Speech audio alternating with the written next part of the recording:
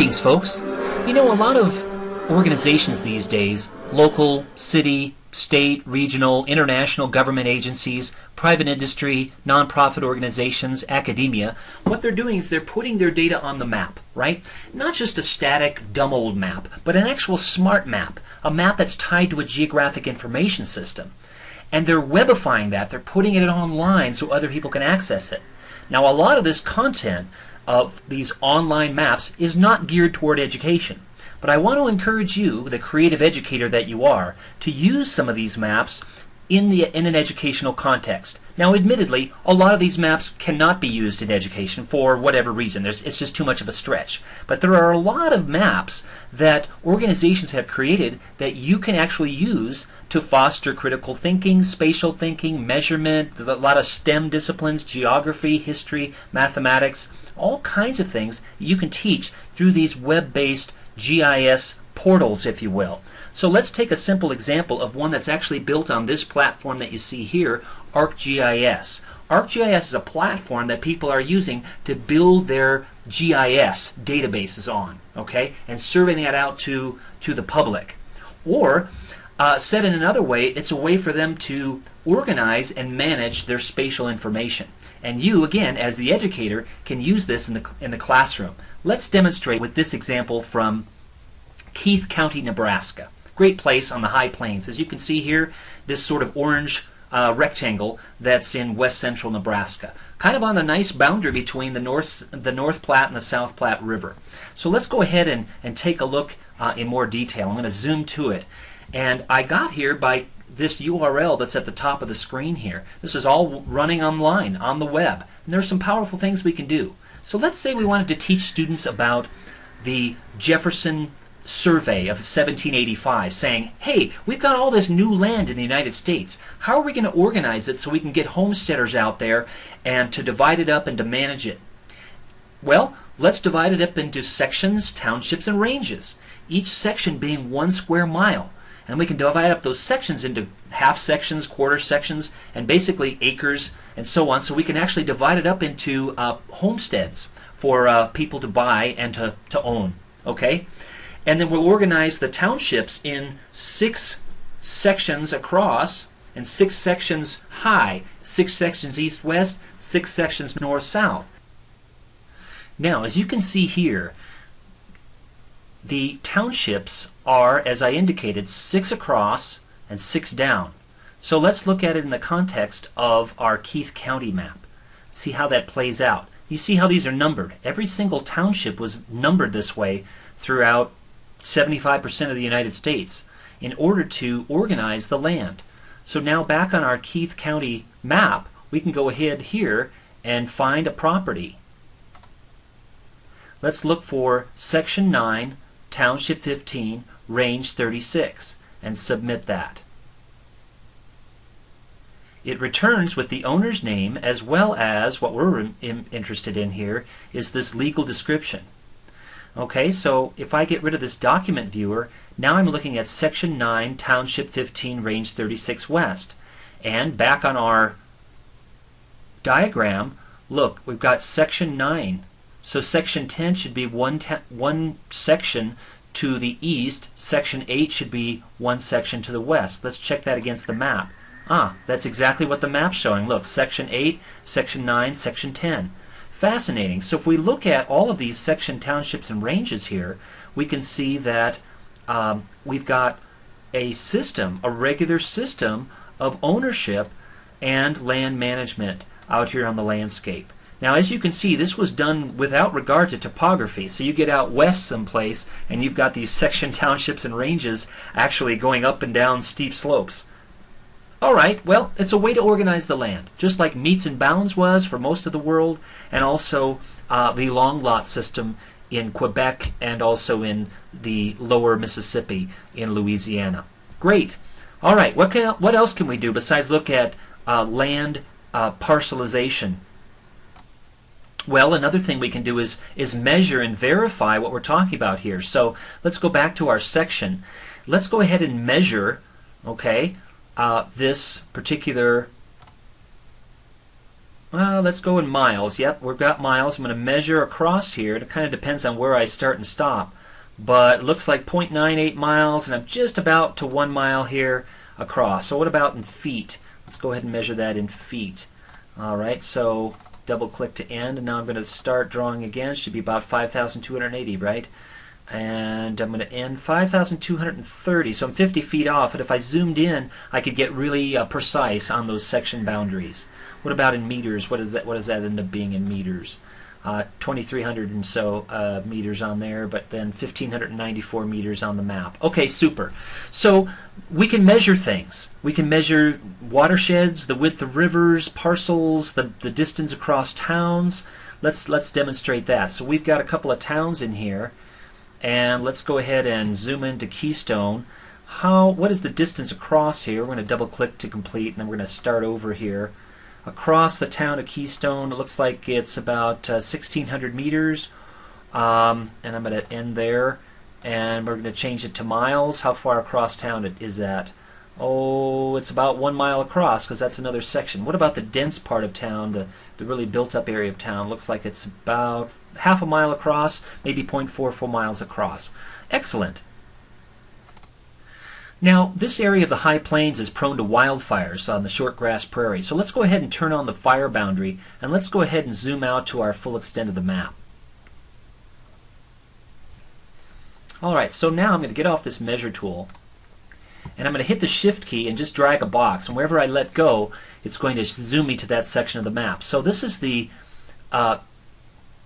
looks like it was a wildfire that was in the south part of the county. And then there's another wildfire over here in this part of the county, as we saw. See, this is the Ackley Valley wildfire, and this is the Otter Creek wildfire. How big were those? And here's an Eagle Canyon wildfire. Let's go ahead and take Ackley Valley. And using the tools that we were looking at before, but this time let's measure an area rather than a distance. So let's go ahead and measure a polygon. As you can see here, we've got other things that we can measure as well, but let's go ahead and measure a polygon. Now I'm going to keep this pretty brief for the purposes of the video, but I think you can see where I'm going with this. I want to measure the actual polygon of the Ackley Valley. I'm going to complete that there and double click to end. I'm done measuring now, and it looks like it's 104,443,000 square feet.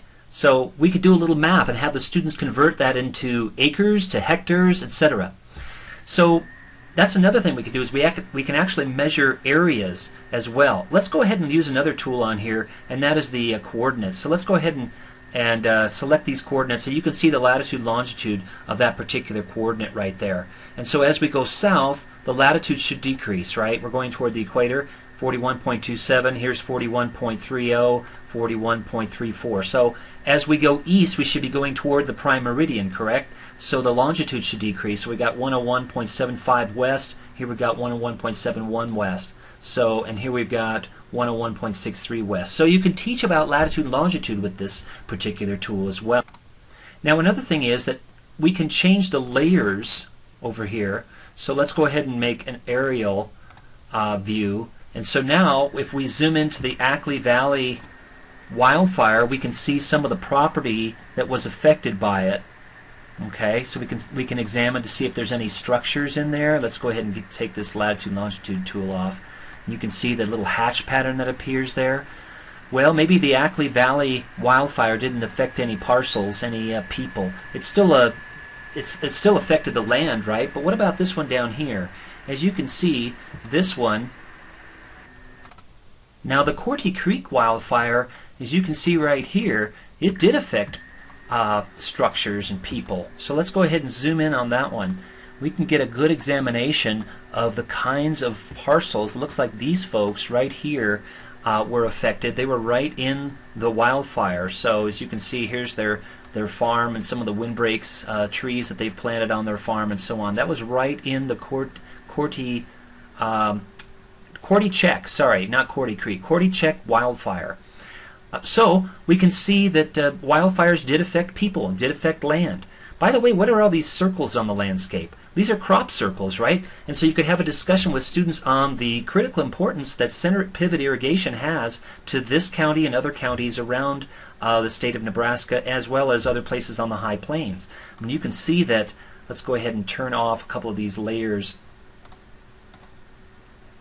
I'm going to turn off roads and parcels. Now, just take a look at the predominance of these circles, right? These circles that are irrigated with groundwater for center pivot irrigation. Now, for a related discussion, see my center pivot irrigation video. But the point is that, wow, we've got a lot of issues here. Land use, how land is used, how do we get water to crops, groundwater, do we have enough groundwater to sustain this kind of center pivot irrigation, all kinds of things. And also notice these towns, just talking about settlement and physical and human geography. These towns were settled along these river valleys, so you can see the different settlement here. And also this big lake right here, right? This is not actually a lake, but this is a dammed portion of the North Platte. It's quite a famous lake, actually up here, called Lake McConaughey. So there's all kinds of things you can teach about just looking at the aerial photo. And also, one aspect to note is that you've got historical aerials here. So let's just take a look at that for a moment. So now let's go ahead and zoom into Ogallala, Nebraska, which is right down here in one of these river valleys that I just talked about. In this case, it looks like it's on the South Platte, just south of Lake McConaughey. Well, let's take a look at the aerial photo from 2003 here, and let's see if we can figure out if there's been any land cover change. Let's take a look at 2006 and 2010 and 2012. So we've got a little bit of land cover change, a little expansion of Ogallala into the surrounding countryside, as you can see here, comparing 2003 to 2012. They were also taken at different seasons in the year. So it looks like this 2012, you can see it's a little bit brighter than the 2003 image, but it's also taken at a different time of the year. So you can be map detectives. What time of day, based on shadow, this photograph, this aerial image was taken, and what time of day was the 2012 aerial image taken? Or it could have been from a satellite. We don't know without checking the metadata. But anyway, it's fascinating to look at the change over time. Along the railroad tracks, some of the buildings have changed over the last 10 years. So fascinating. Let's use the draw tool to highlight a certain piece, a certain thing on the map. So if I go ahead and click to start drawing, let's go ahead and select. I've got so many tools right here. Let's go ahead and move that a bit. Okay, here we go. So now I'm going to end that particular parcel there. Let's go ahead and zoom in there. Okay, great. Now take a look at 2003. There wasn't a building there at the time, and then in 2012 there was a building there. So there's been some changes, and it's fascinating to look at the amount of change here in this part of town, right next to the interstate highway, versus in the center of Ogallala and versus the countryside. And then compare that to your own community. Excellent. So this idea of change over time with aerial photos or satellite imagery, I think, is hugely powerful. It shows that the Earth is a dynamic planet. Different forces act on the Earth in different locations, and they cause change. Sometimes the change is artificially caused, like by human beings. And sometimes the change is natural, like from a volcanic eruption or a river meander. So there's all kinds of change. The Earth is a dynamic planet, which is one of the reasons why it's so fascinating to study. So take a look at all of these things that we've been looking at. Here's another thing that's changed, and I'm going to go ahead and look at drawing some graphics again on the map. So right in here you can see there is some change happening. There's a golf course, it looks like, that has been built with some houses. Now, how would you know if that's a golf course or not? Well, again, you might want to spend some time with the students looking at the kinds of features that you can identify on aerial or satellite imagery, and the interpretation of those is worth spending some time on. So here we've got a golf course, and if I look at the 2012 satellite image or aerial photo, I can see some additional houses that have been built along that golf course. Okay, and then you might have a discussion on why would people want to build along golf courses? What's the attraction for constructing homes along golf courses and that sort of thing. All right, one more thing to share. And that one thing to share is actual property photos. So let's go ahead and look at some photos of some properties along here and see if we can find any. So I'm going to click at one of these houses along these golf courses. So as you might expect, new houses, right? There's no trees to be found. It looks like it was built out in the middle of what a formerly agricultural field, right? So we can look at the properties along here. We can even see the sketches of these houses if we wanted to. But now let's go ahead and zoom over to the middle of town and take a look at the properties over there. So let's just take a sample of one of the properties that might be around here in the middle of town.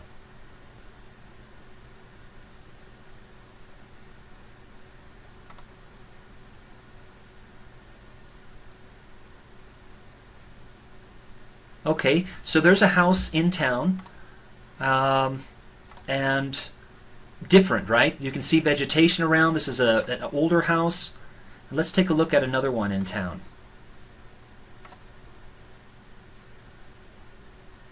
Okay, so looks like 1950s, 1960s type of house. Let's take a look at another house in town.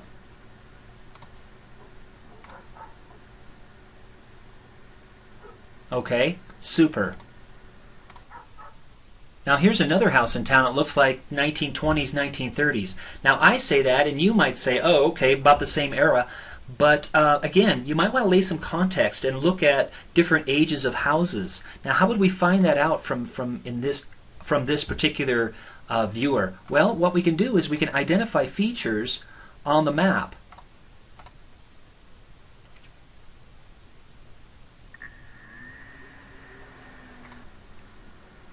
Now I've changed the base map to parcels and also street names. And the point of showing these different housing types is to show how Ogallala grew, right, from this section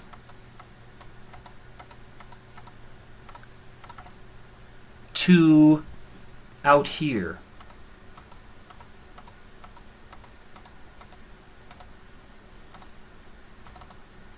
And as it kept growing, the housing types changed, and they also got newer, right? As you had progression in decades, you had additional houses being built. So I want students to understand how cities and towns change over time and how they grow over time, and what influence, in this case, the river and the railroad had on the development of Ogallala and other communities, maybe your community as well. So maybe you're not too excited about Keith County, but there are other resources online. If you look up GIS assessors departments, oftentimes you can find these, or planning departments, or oftentimes your city or county might have an online GIS, and you can start exploring for an educational purpose some of the things that we've talked about here in this particular lesson. I hope you've enjoyed it. I have. I love looking at change. I love looking at landscapes and thinking about how the earth fits together, natural and the human imprint on the landscape. One more thing before we go, though. There is a layer in here called river meander. And so let's go ahead and just go ahead and clear out my graphics so I can look at the river meander. As you can see here, there's a dashed line. Maybe I should change to an aerial. Let's go ahead and do that. And let's go ahead and turn off parcels, and there we've got the river meander. See these dashed lines? You can see how much the river has meandered over time. Now, why would they care about such things? Well, rivers are dynamic. Not only do they flood occasionally, but they also move across the landscape like, well, sort of like a snake. And so you might not want to live in this traditional river meander area. In fact, you can see all kinds, if you look closely, all kinds of river meanders inside what the county has determined as the river meander area. So rivers change, right? They change over space and time, and it's fascinating to look at the historical meanders of the North Platte and the South Platte River in this area. You can even see in the reservoir here, as I'm looking at it right now, the historical meanders of the river. So fascinating stuff. And I just invite you to check out this and other sites to explore the wonderful world around us with your students.